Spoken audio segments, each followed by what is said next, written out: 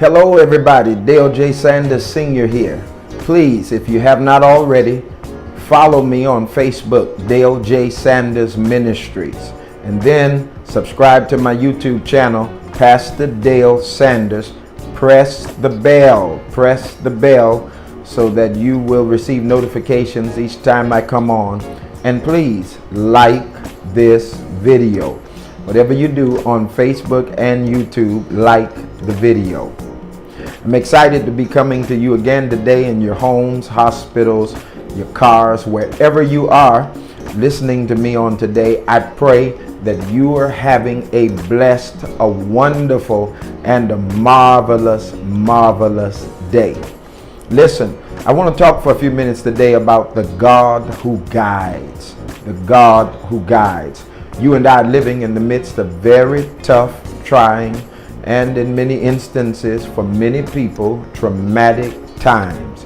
But we still serve a God who guides in the midst of all of this chaos and confusion that we're experiencing in our world. There is no place that you and I can be that God is not. He's everywhere at the same time.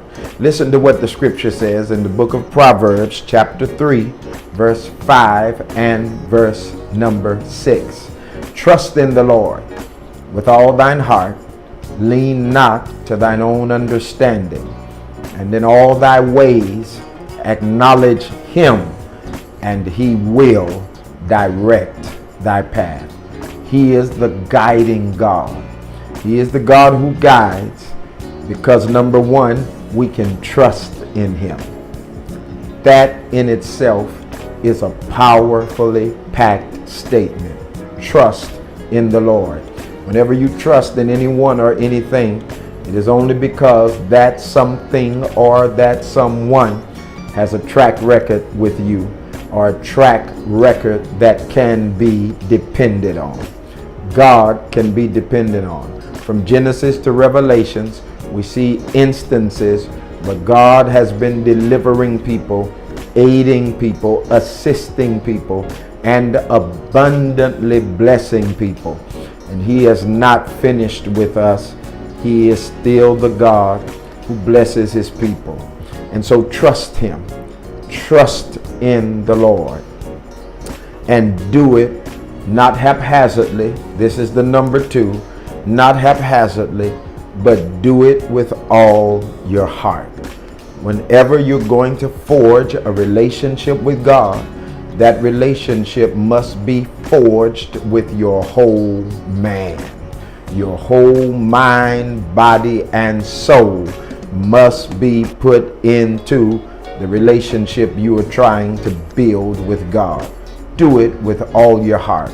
Don't give him part of yourself and leave the rest of yourself to be governed by some other source. But whenever you want to forge a relationship with God, it must be done with your total self.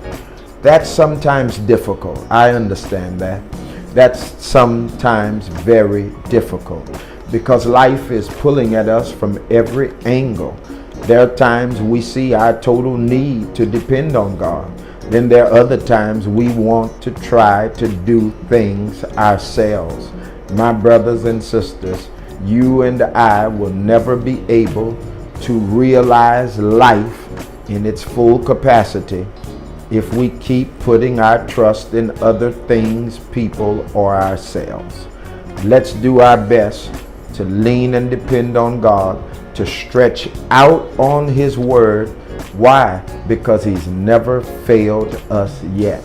And because God has never failed us, I believe he will not fail us. So whatever you're going to do for God or in God, do it with your whole heart.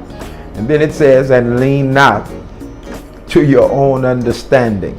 So you have to abandon your own thoughts. That becomes the most difficult thing in the world because of the simple fact that we try to do this reasonable thinking and dissecting of situations and circumstances. We try to figure things out, but the old folks used to have a saying in the church that went something like this: while you are trying to figure it out, God has already worked it out.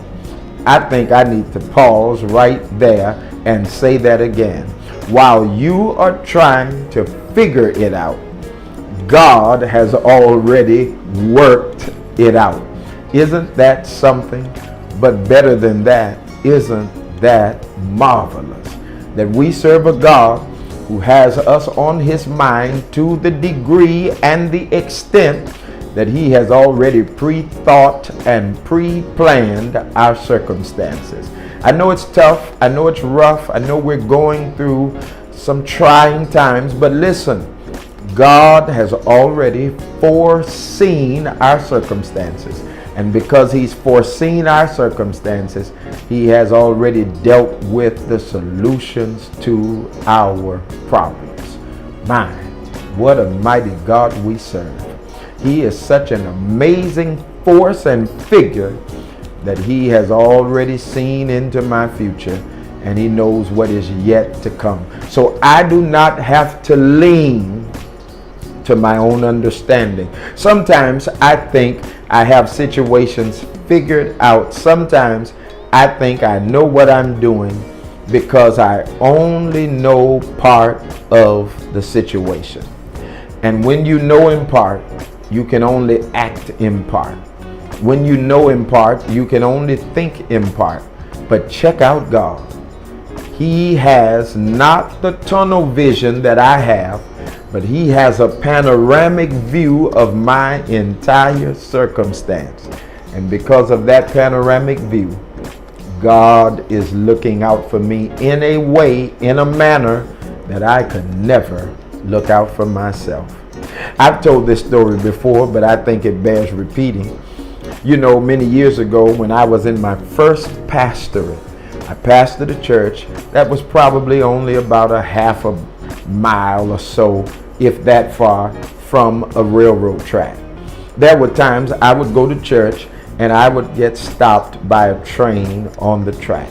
It was the most frustrating experience in the world, to be trying to make it to your destination and to be impeded by a train. And you know how trains are.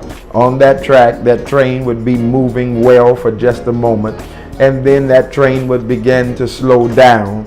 After the train would slow down, it would begin to back up. And after the train backed up, the train would stop. And so I would be sitting at the train track with a stopped train, late for church, trying to make it to church, but late for church, trying to get to the other side of the track. The only thing keeping me from the other side of the track and church was the train between me and church. I would get frustrated, disturbed at the fact that this train was sitting here and I couldn't get to the church. So close, but yet so far at the same time. Until one day, I was at the airport in Kenner, Louisiana, where I would fly out to go and do revivals or take a vacation. I'm sitting at the airport, and at the airport, I'm waiting on my plane. We finally embark upon the plane, and then we take off. We're in the air. And up in the air on that Southwest airline flight, I see my little church from the air. I see my little church. It looked so small, but I knew it was the church because our church was not very far from the airport. And now I'm looking down at the church, and guess what I see? I see a train on the track near the church, and I see people waiting like I used to wait. Sometimes you're in life's waiting room. And while those people are waiting, I see something that those people cannot see. I see something that I never saw sitting at the track. I now no longer have tunnel vision to only see what's in front of me, but I now have panoramic vision. I see everything around the train. I see what's in front of the train, what's behind the train.